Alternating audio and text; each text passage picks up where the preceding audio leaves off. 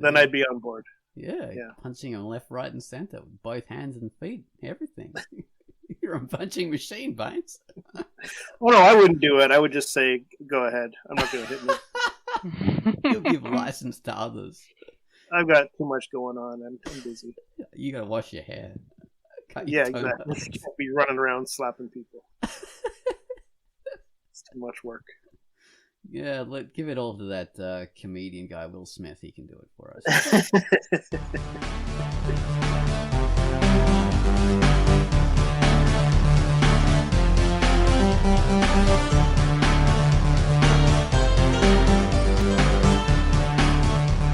Hello and welcome to the QUACKCAST. This is QUACKCAST number 588.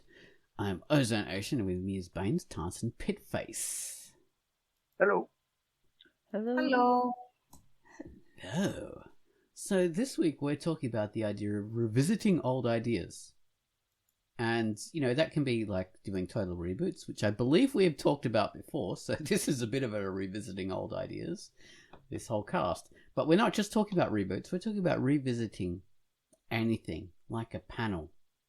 Like redoing one scene. Like, oh my God, I did that pose so fantastic. Panel number 6 on page 23. I want to do that again. I need to do another pose like that of Pinky's ass. Well, of course, like 50% of pages are Pinky's ass, but panel 3 on page whatever it is. That's the one I want to do. I need to revisit that. It could be a revisiting the theme, like a betrayal. Doing the same Christmas story every year. Those kind of things. A lot of people do this, so I think it's a good topic to talk about. Right, but before we get into that, I've got to bring up the featured comic. QUACKCAST say that Angel of the Dark, she has given us a feature this week called Werewolf Prince. So Quai, please talk to us about Werewolf Prince. Hello, this is QUACKCAST, and the feature I've selected for this week is The Werewolf Prince by Sorbet Mystery, and it is rated T14. Leon is out of work, down on his luck, and staying at the Cozy Crawley by the bus station. His world is about to change when the charming hotel's manager, Miss Claribel Ecolart, known by some as La Sorcière Cramoisie, invites him to a palm reading, eventually offering him a job as concierge. The Moonlight Bed and Breakfast, a hotel with a reputation for having eccentric management and a barrage of strange visitors, is about to open its doors to Chris Redwolf, known to some as Callahan Gellertson, who just washed up on the shore this morning, sans clothes. Each action-packed page is sharp, vivid, and in full digital color. Take a warm bath in the break room and read The Werewolf Prince by Sorbet Mystery, rated T. And that was QUACKCAST regaling us with Werewolf Prince, which is a very good looking comic. Where do you find these comics, Quai? I don't know. You're always picking out great looking ones. Alright, so next up we have the featured music. This week Gumwallace has given us a theme to a comic called TAOSP, which is an initialism for The Adventures of Sapower. And if you say it as TAOSP, then it becomes an acronym. TAOSP. But The Adventures of Sapower sounds better. In the words of the master behind this tune, it's a funky theme for a funky comic. That's funky. It really is a bouncing funk with a fuzzy, spiky sound that vibrates and cuts its way through. So it's a pretty fun sound. Take it away, Gumwallace, with TAOSP.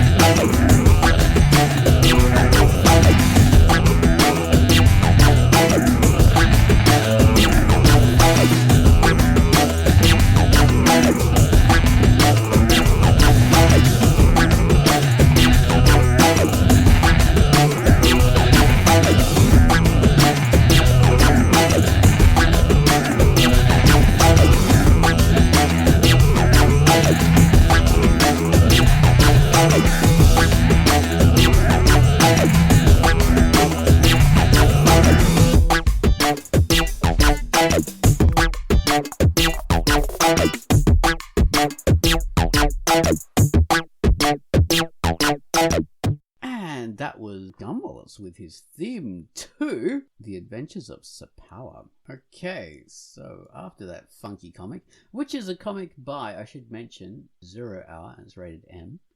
So after that, talking about revisiting ideas and reboots and all that kind of thing. And of course, like I mentioned before, we have done a reboot episode before, I'm pretty sure.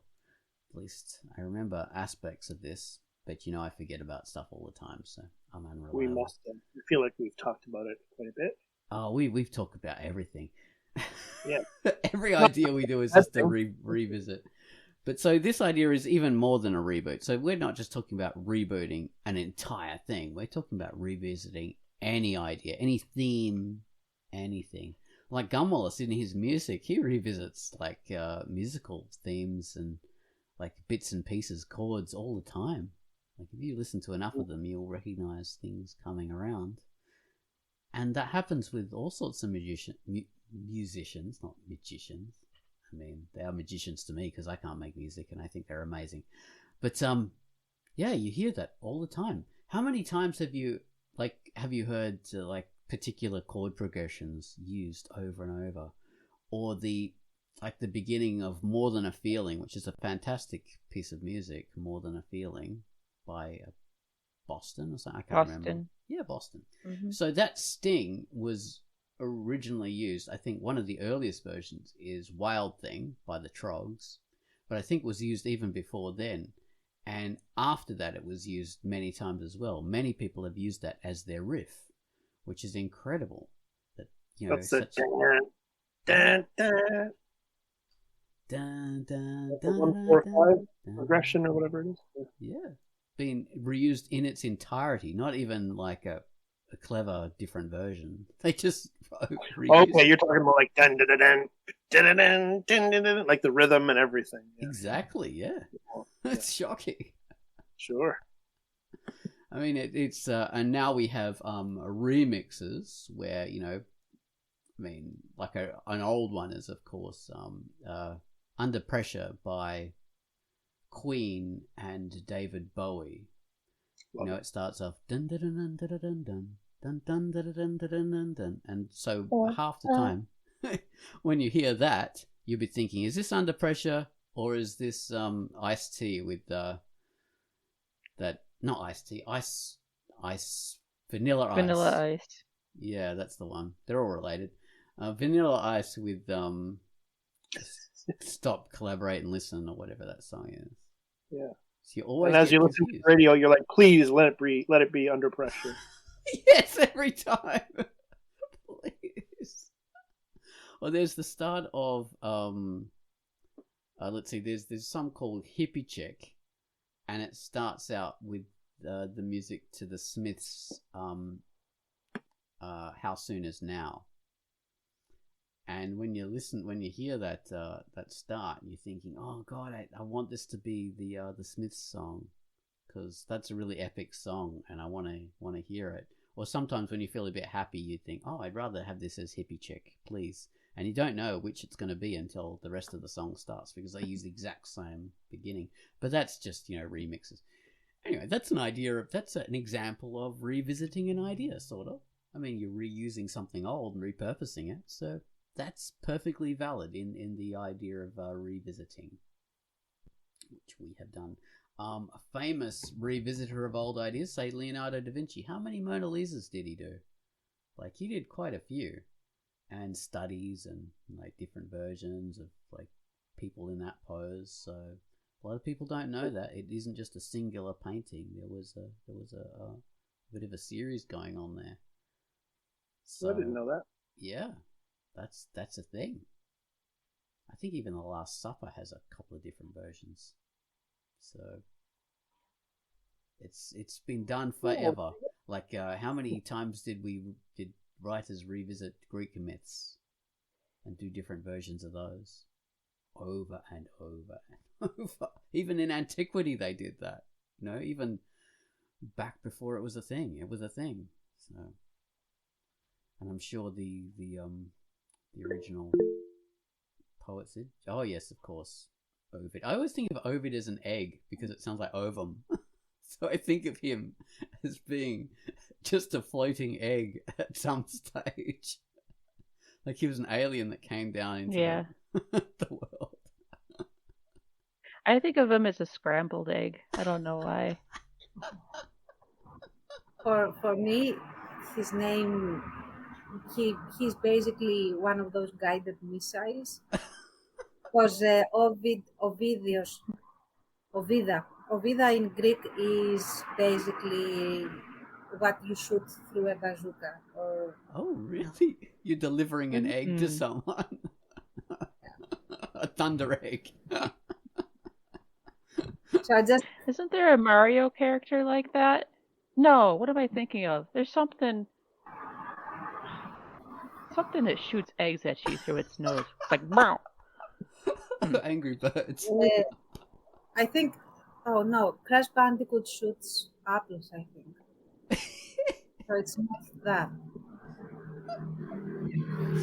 And the Greeks shoot, no, the Greeks don't, the Romans shoot Ovid at us. Because Ovid was a Roman.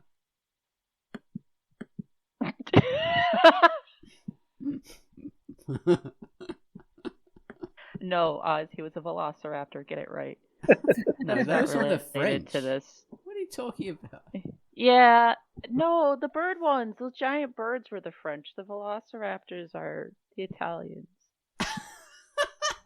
But like historically accurate velociraptors, so they're just small. Yeah, they're small and feathered. They bite your ankles a lot. Well, nobody knows what we're talking about. If we're going on to a tangents, then we can talk about the idea of Jurassic Park being revisited. No.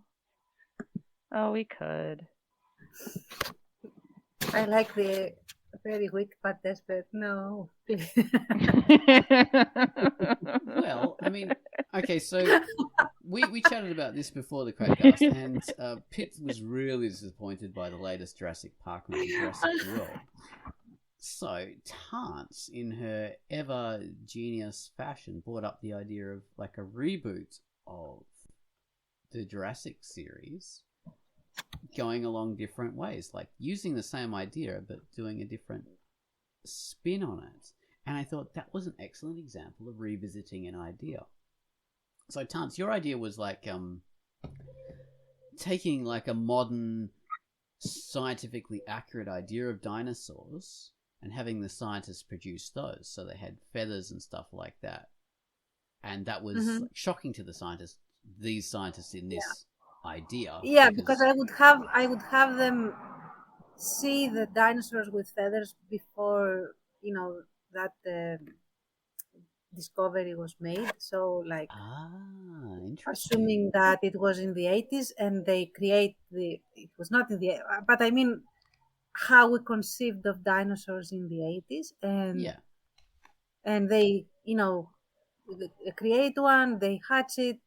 It starts as a little lizard thing as they expected, but then it sprouts feathers like a chicken, and they really are disappointed or something like that. So I would go down that route, and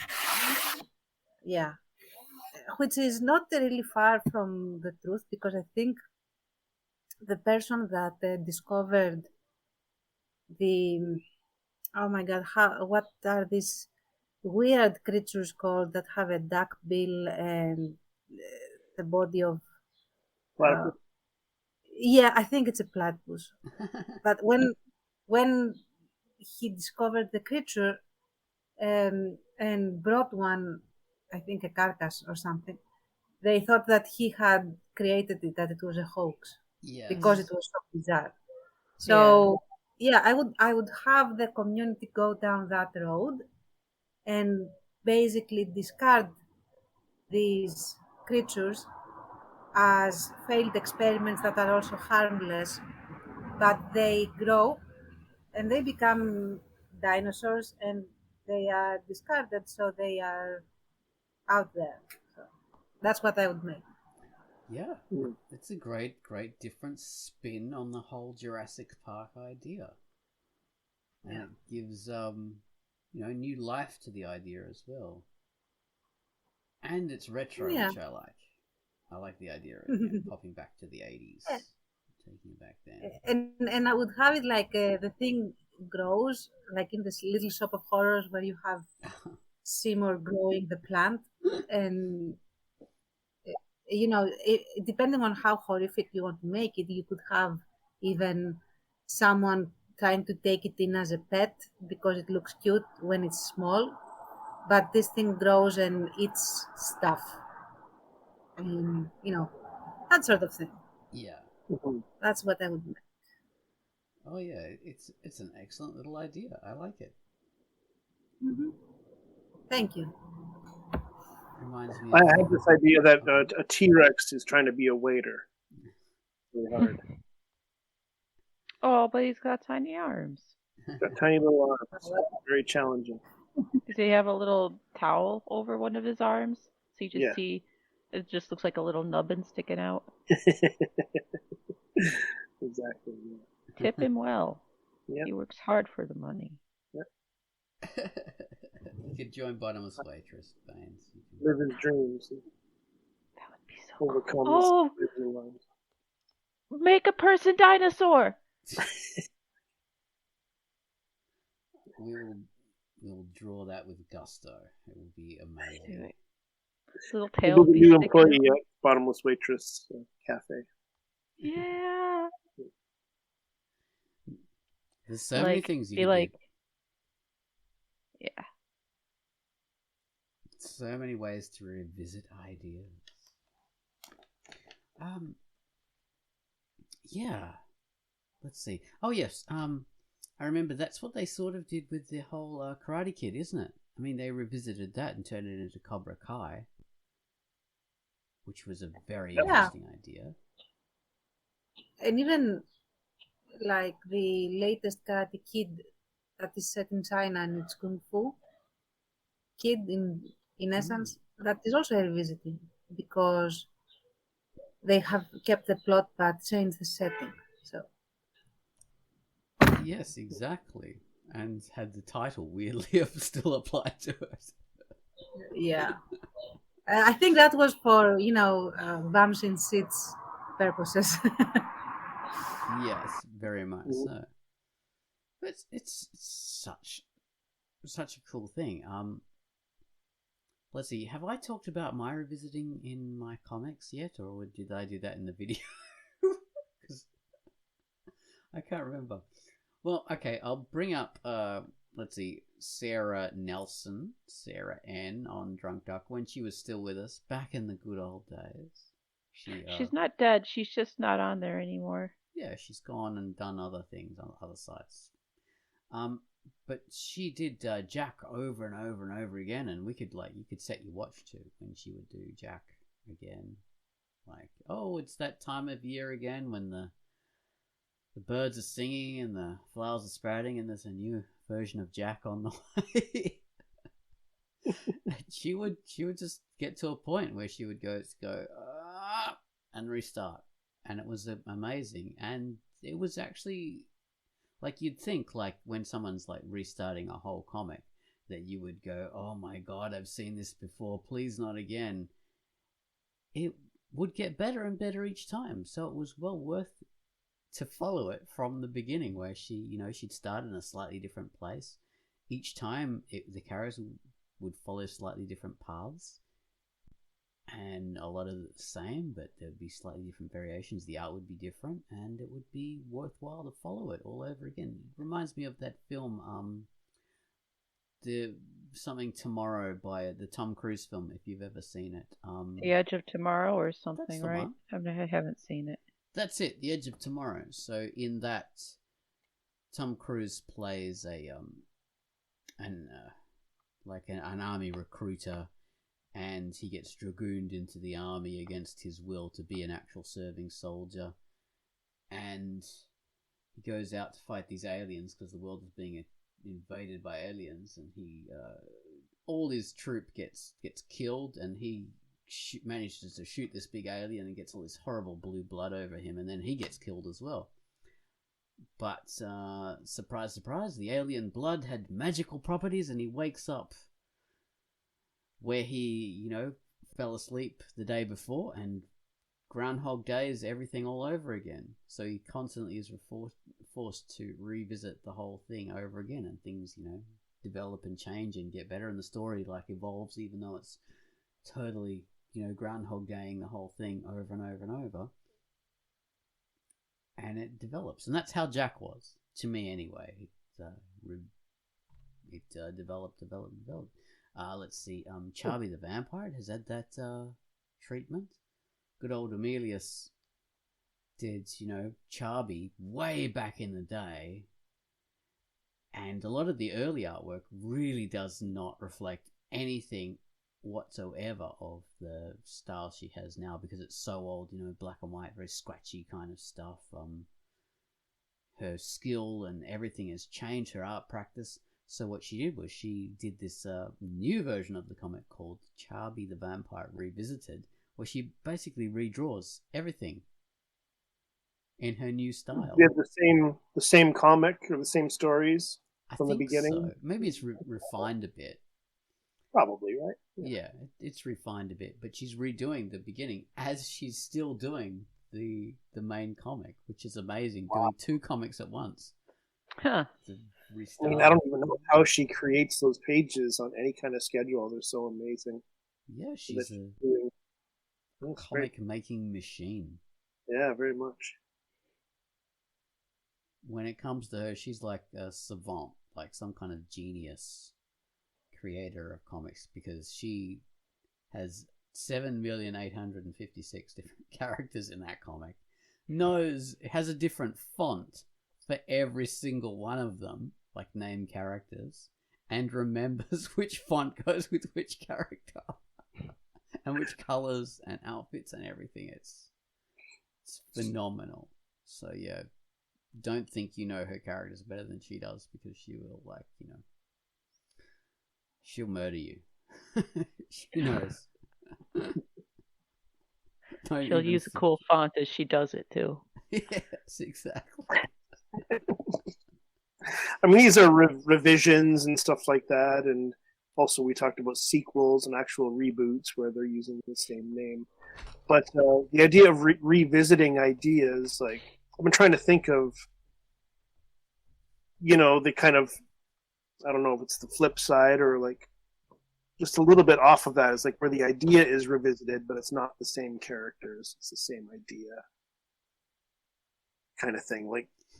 I think of Stan Lee and Marvel Comics, early Marvel Comics. All these new characters would show up, and a lot of them were a lot of the villains and other characters would have this Jekyll and Hyde kind of idea. So we had the Hulk. A lot of Spider-Man villains would be a good person who gets twisted, and there's sort of a good side to them and a bad side to them kind of thing. They're kind of caught in between. Hulk is the biggest example, I guess, of a title character who has that. The way you put it, Baines, basically that's how tropes develop, I would say then. Because everyone likes an idea, wants to revisit it. Right. Do their own spin on it. And stuff. Yeah, it's tropes. So, yeah. Yeah, trope is a revisiting of an idea often. I suppose this was them revisiting their own thing over and over. So yeah, like you said, they created a trope. And it was their particular... I mean, obviously Jekyll and Hyde wasn't Stan Lee's thing. But their implementation and usage like that kind of thing. Yeah, exactly.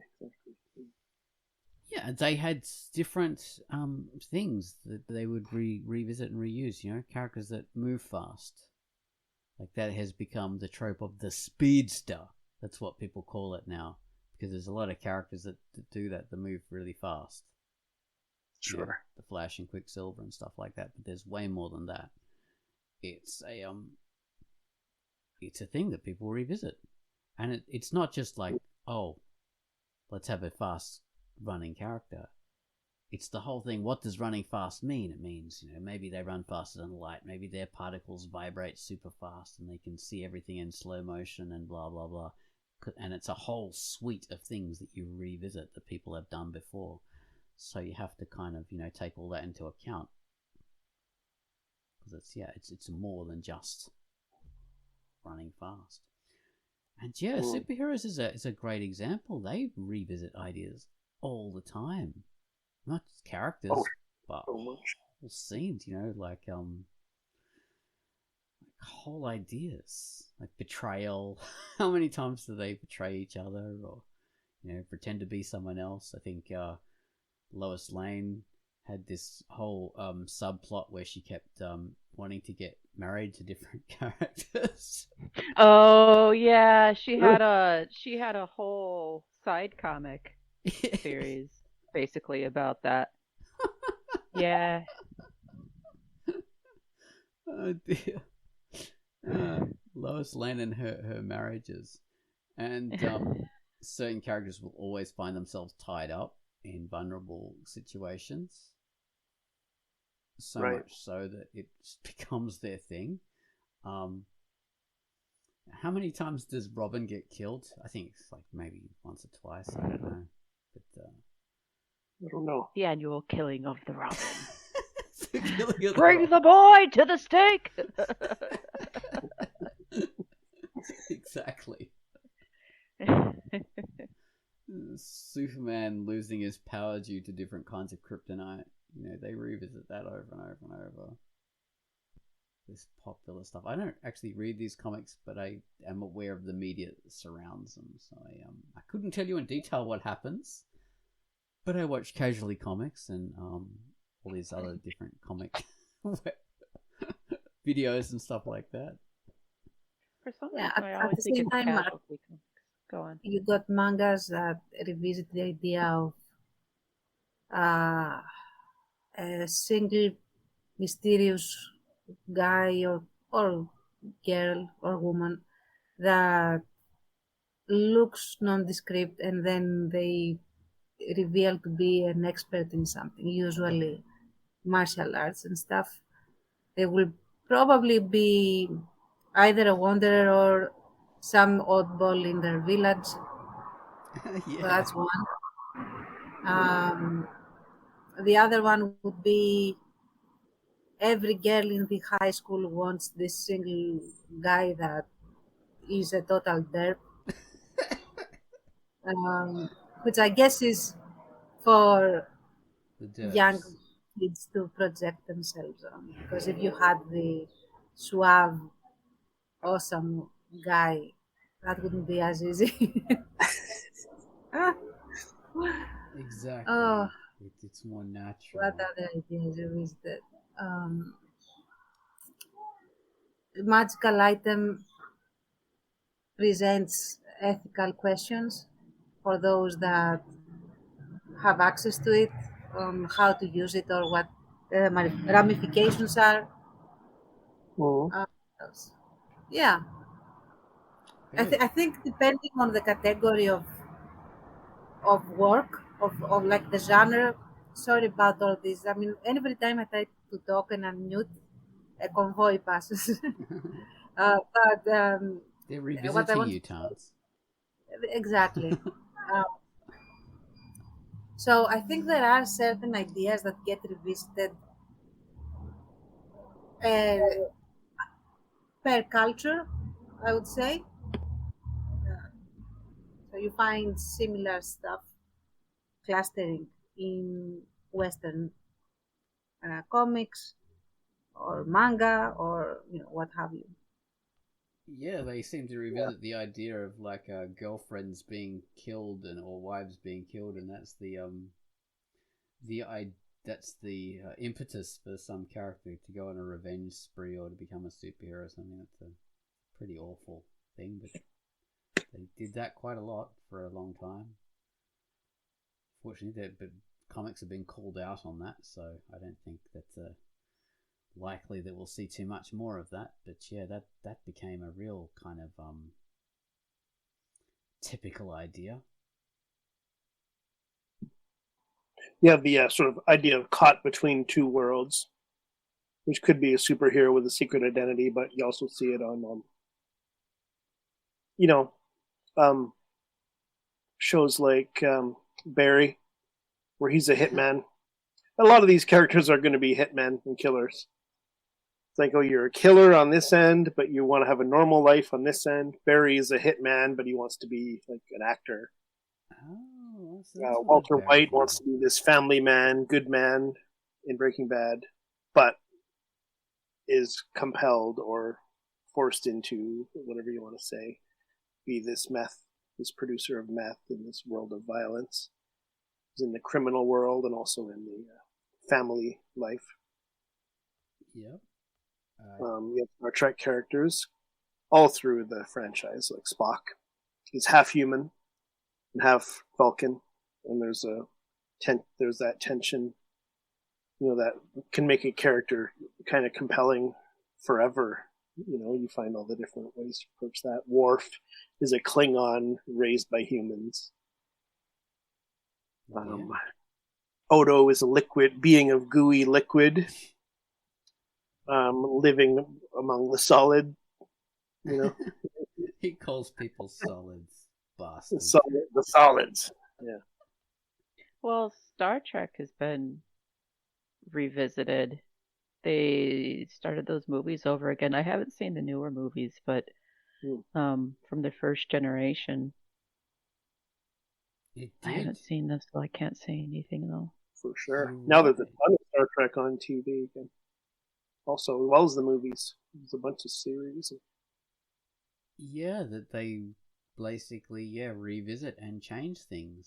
So yeah, the movie thing's interesting. So we had the original movies were like a carry-on of the original series, which worked great, but the actors started to get old and they started to kind of change things from its very stylized beginnings to a more like current sci-fi style of the later ones, because effects were getting better and all that kind of stuff. So they looked very different, those movies, to how the original series.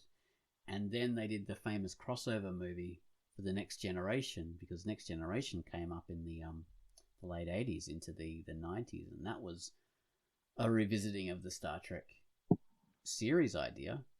And then, of course, that was ending, and they did a movie, and the movie franchises crossed over with I think Shatner. He was in it, so that was interesting.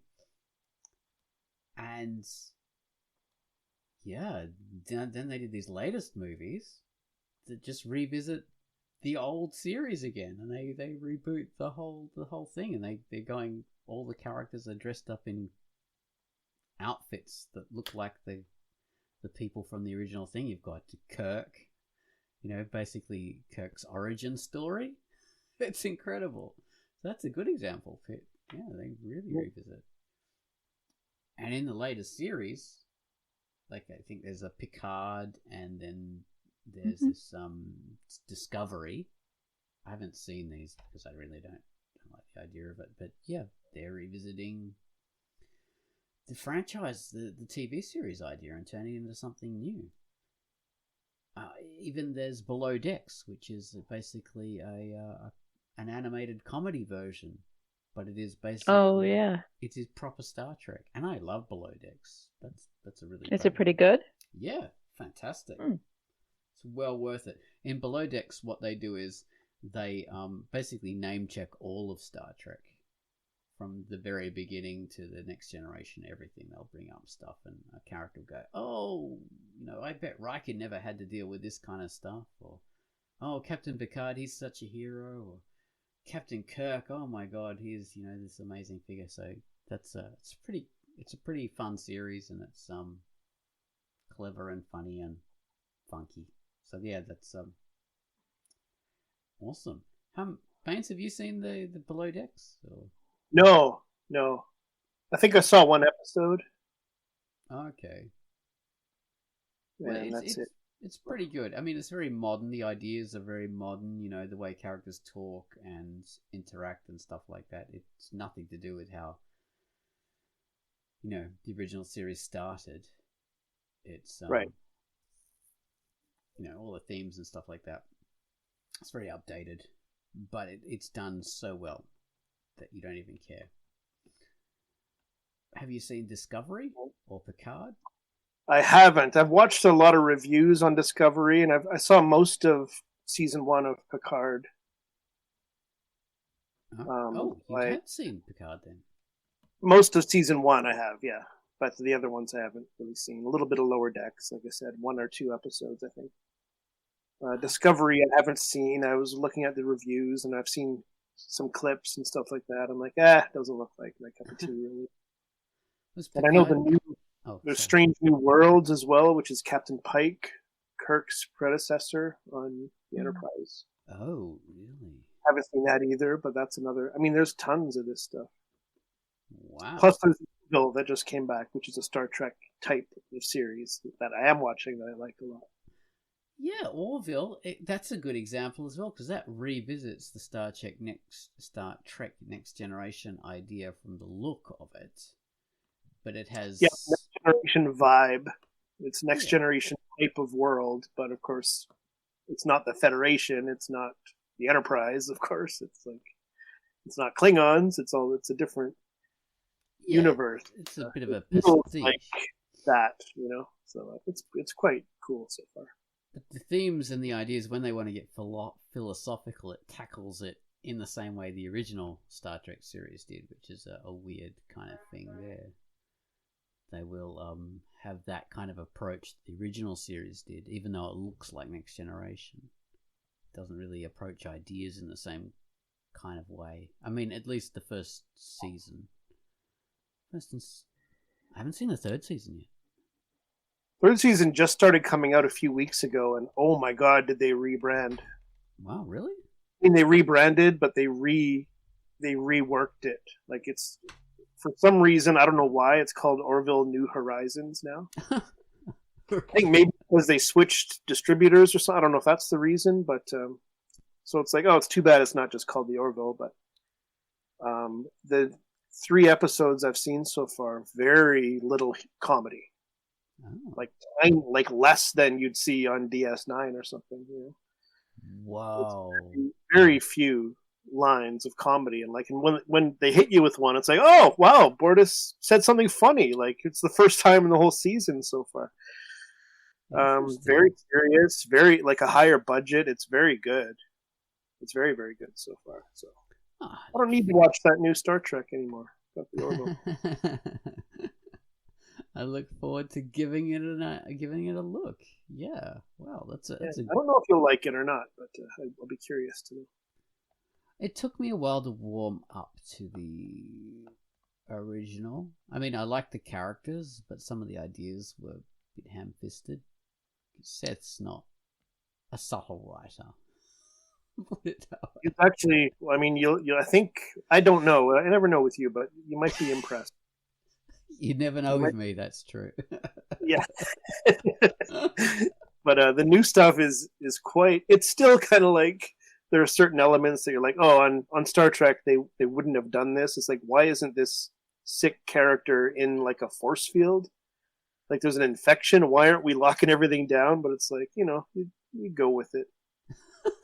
And it's minor, but they've made it more about the characters, I think, than the comedy. And I like Seth MacFarlane, but I don't like that sense of humor, really. I don't find it funny. So I'm happy that it's more serious and the comedy's more character based. I was just weirded out. I was watching this movie on one of the streaming things we have here, and they advertised an episode of the new season of Orville, and there was Yaphet talking to Vortis, in spacesuits. Isn't that guy dead? He recorded the season before he passed away. Norm Macdonald, you're talking about. Yeah. He finished the season of voiceover work. Wow, so, that's very sweet. Yeah. Wow, that's really touching, isn't it? And like heavy. Yeah, Whoa. For sure. Yes. I was thinking of other revisiting, like so many series. I'm sorry to jump in to move on, but every series that has some seriousness to it will do like The Thing. the movie The Thing, they'll do the Thing episode. You know, all the Star Trek various series have done it. The X-Files did it, where you have the characters isolated and there's some kind of being that it could be any one of us. Like, which one is the creature? Can't hear you, Pitt. You're on mute. Oh, she knows. Never mind.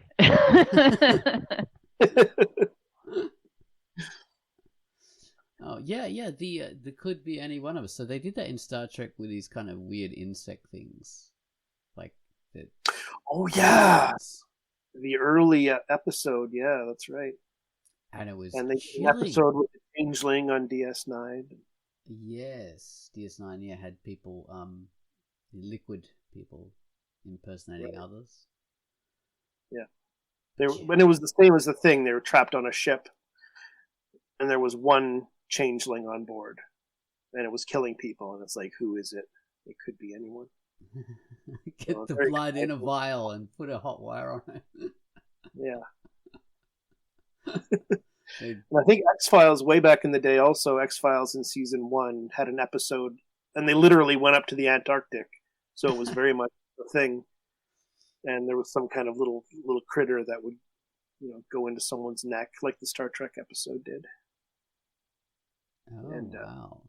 It's like one of us is taken over by this thing, and it wants to take over everybody. So very creepy, and you add in the isolation and everything. It's great. That body horror stuff, doppelganger impersonation. That's so many levels of ick. It's very effective. Always. It's like visiting that kind of story and emotional territory. Even Futurama did an episode like that. Yeah. That / Alien. I think it was more like Alien or something, but of course, the characters didn't end up dead at the end of that episode. It was some kind of simulation or something. But, yeah, it's creepy, and it's definitely something that's worth revisiting. It works. So when's the Bottomless Waitress version? There's got to be tainted food. Ooh. It's scraped off the floor. Something like that. That would be great. Infects one I of did the a little characters. slasher story for a Halloween Typical Strange. Just a little 5-page slasher story where I got to kill the whole cast. That was pretty cool. Well, that slasher in itself was a genre that was revisited, and it was changed through its revisitings and then turned into a genre. But the original was the Canadian Black Christmas or something, wasn't it? Yeah, they say that's one of the first, although they, John Carpenter says they trace back to Psycho. To Alfred Hitchcock's Psycho is the first slasher. It's technically, it's not really what Friday the 13th is, though. Black Christmas is probably closer. Yeah, I reckon it is. I think it's a stretch to say Psycho, because he only killed one person. It's not really a mystery. Well, it's more than one, but it's just a couple. Yeah. Whereas the Black Christmas is like the style of no one knows who it is, and and it's from the point of view of the killer, and all that kind of stuff. And, a bunch of teenagers, and that they die one by one. It's definitely more. That's what the genre is. Yeah. And it's revisited so many times. It's done in series. I mean, even Lex, which is one of my favorite bizarre sci-fi B-movie series. They even did I an love that episode. That was maybe my favorite episode of Lex. It was so good. I love that genre, I guess. Yeah, they did an Alien episode, like the movie Alien, basically, right? Yes. Oh, jeez, that's true as well. Or Friday the 13th, they brought all these sexy teenagers on board and get to kill them one by one. They did it. Yeah. Well, there was a literal revisited slasher franchise with Halloween. I mean, the two past Halloween movies were basically, I can never keep it straight, but I think basically it's like, so the first one happened, and then after that, all of those that came after are not canon, quote unquote, anymore. And the revisited movies are supposed to be the actual movies that are not true, but they're the replacements for the other movies that came afterwards. So it is an actual. Get rid of part 2, right? Like Halloween 2, they ignore. So it's like literally just the first movie, and now these new ones 40 years later. Yeah. Who would think that Halloween franchise would have the most complicated continuity?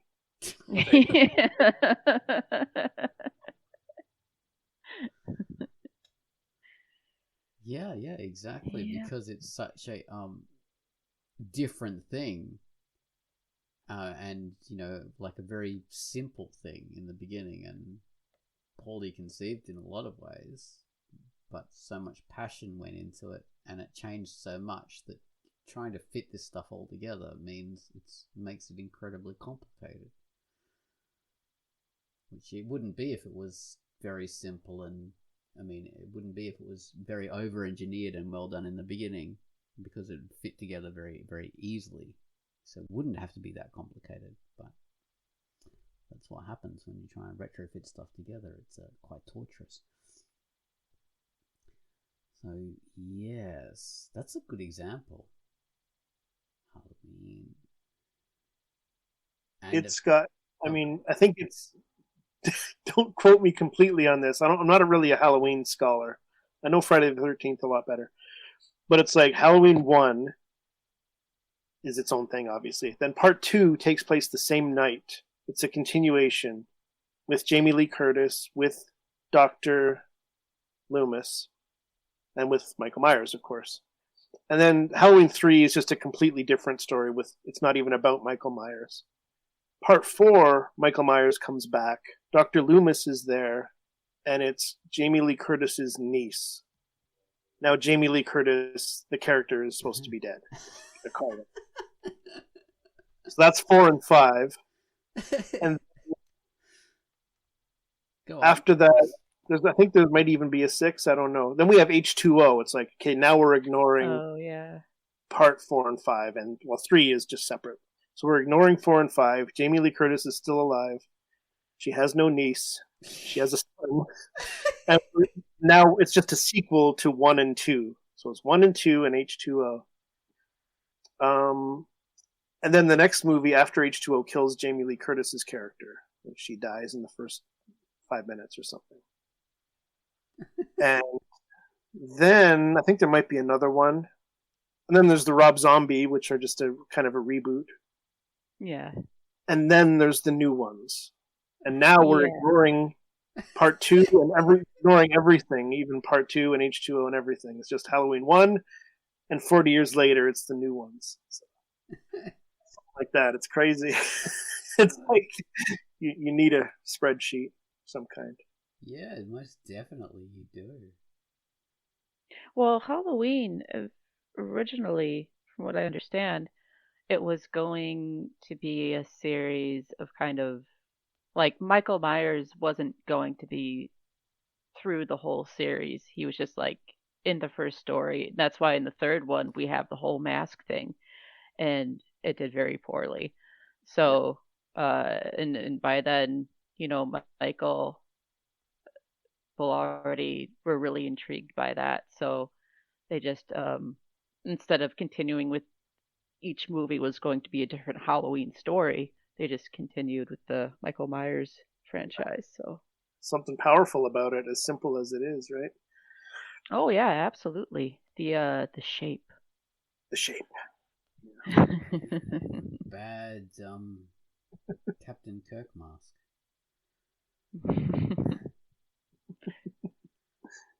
Another revisit. I mean, they do the courtroom episode.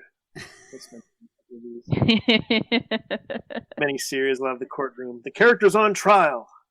What's Captain Kirk doing here? Captain Kirk's on trial. Well, funny you should ask.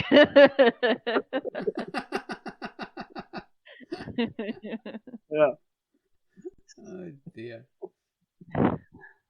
And you have the Rashomon episode as well. Shows we'll revisit that as a theme. Or as an episode. Yeah, like the various POV. Like what really happened, and you'll see various characters. Oh, Rashomon. How they thought, kind of, the Rashomon. Oh yeah. I like Rashomon. Never seen it. Is your I favorite gotta see that Pokemon? movie, and I've never seen it yet. I have. Oh, And? you're the scholar among us. Yes. I am. I am the only cultured. No. Exactly. The only cultured one that has actually seen the stuff we reference. Yeah. Whenever Usually not. So whenever someone this says is a rarity. it's like, oh, this is like 1984, you go, well, actually, Yeah. this is like Animal I Farm. think of some bullshit. Good movie? Did you like it? Yeah, it was. I mean, it was thought provoking, and I mean, obviously, since it's older, there's some things that wouldn't fly morally. But I mean, Wow. you know, don't let that paint your whole impression of it. It's really worth seeing, and you know, it's interesting too, like the character of the monk in there, and kind of, it's almost more about his story arc, about trying to decide who to believe and what course of action needs to be taken, and the kind of his dilemma, and the his, what's the word I'm looking for? Not inspiration. Motivation? No. The conclusion he comes to in the end, the, not enlightenment, what, epiphany he comes to in the end. So, it's worth seeing, definitely. And it's the multiple point of view thing, I guess. That's the culture. Mhm. That's the thing, that the idea that gets revisited or reused. Yeah. It's like, oh, Bill saw it this way, and Sarah saw it this way, and you see the same scene play out in different ways according to people's memories or people's perceptions or whatever. Brilliant. That's kind of, I love it. It's such a good idea. It's great. It's great. It's really I want to cool. do one. I've never done it in the comic. I want to do it. Whereas Cool Room episodes suck, Rashomon episodes rule every single time. Can't stand courtroom stuff. Unless it's a show about a courtroom, you know, like Law and Order, fine. Rumple Right. the Bailey, go for it. Star Trek doing it, don't give me that. I love that one where there was a witch hunt, like the paranoia of the admiral who was like on a witch hunt and kind of overzealous. But I don't know if that really counts as a courtroom episode. Okay. Where she puts Picard on trial and puts not on trial, but kind of trying to dig. She digs in so deep that it's like, you know, you're persecuting people who really didn't do anything. Well, Google is about to persecute us, so we must end this call, unfortunately. That went by fast. It did. We rushed through. We had so much vim and vigor in life, and Google cuts us short, like the witch hunter admiral from Star Trek. The blade will slowly fall. I feel like we didn't let Terrence talk. Oh, of course not. No, you did me a favor. I have a terrible headache right now, so thank you. Yeah. So anyway, bye. Bye.